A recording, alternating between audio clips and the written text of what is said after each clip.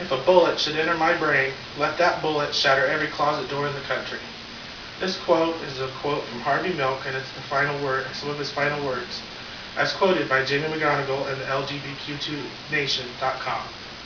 Harvey Milk was the first openly gay person to be elected to public office and a leader of the rights of homosexuals, poor, women, and other disenfranchised peoples. As gay rights is a very current topic, knowing a little about one of the most famous leaders of the movement might help to understand more about the person and his goals. As a gay man myself, this topic is very near to my heart, and I have spent much of my adult life researching the topic of gay rights. In this speech, I would like to share with you a little about the early life of Harvey Milk, and a little about his contributions to society, especially the gay rights movement, and his untimely death. First, a little bit about Harvey Milk's early life. According to biography.com, Harvey Milk was born in 1930 to a small middle-class Jewish family in New York. He was described as mostly a well-liked student playing football and sang opera. After high school, he went to college where he majored in mathematics. He later enlisted in the Navy and served as a diving instructor during the Korean War. Biography.com also states that Harvey Milk was discharged from the Navy, where he went on to become a teacher, a production manager, stock analyst, and an investment banker. It is around this time that Harvey started to pursue gay relationships and come to terms with his own sexuality. Harvey Milk began dating Jack McKinley. However, Jack was much younger than Harvey, and the relationship did not work out. So, in the end, out of frustration, Harvey moved to San Francisco, which was at the time becoming a mecca for young gay men. And next, in order to pursue a more open lifestyle, Harvey moved to San Francisco, and he stuck his toe into the pond of politics. I'd like to discuss more about Harvey Milk's middle years and life as a politician. After moving to San Francisco, Milk became active in local politics and the Castro District, a popular area for young gay couples. Milk ran for office several times unsuccessfully, but finally was elected as a member of the San Francisco Board of Supervisors, the first and only gay man to win such a position. Matthew Hayes writes this about Milk's time as a politician.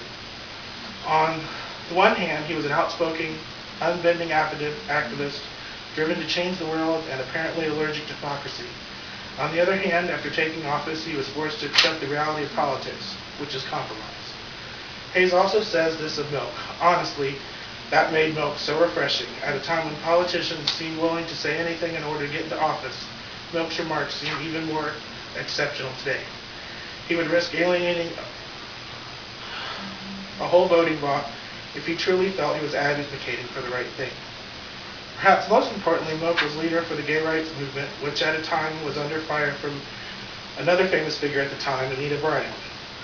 Bryant was part of a coalition to stop homosexuals from being teachers, and the coalition had gained quite a bit of support.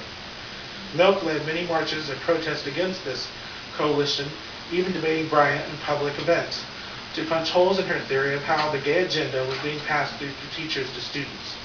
Eventually, the voters in California would reject Anita Bryant and the ideas of her coalition. Finally, Milk's involvement with the gay rights movement and politics probably led to his untimely death at the hands of a work colleague.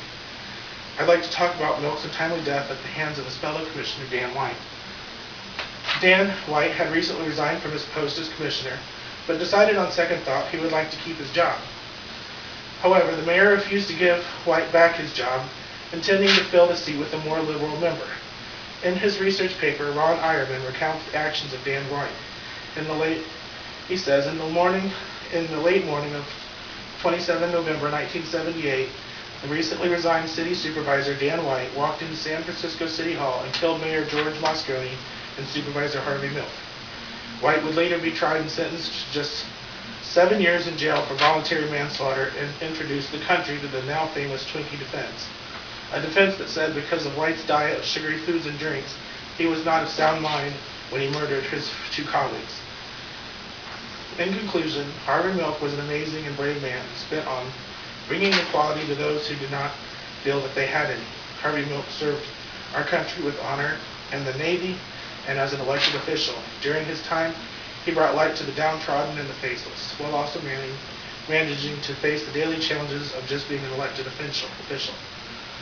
Milk will forever be remembered for being fearless in the face of injustice and inequality, and it is with no small wonder that he is a revered figure not just in the gay community, but also America as a whole. I would like to leave you with one of my favorite quotes from Harvey Milk. It is simple but profound. Hope will never be silent.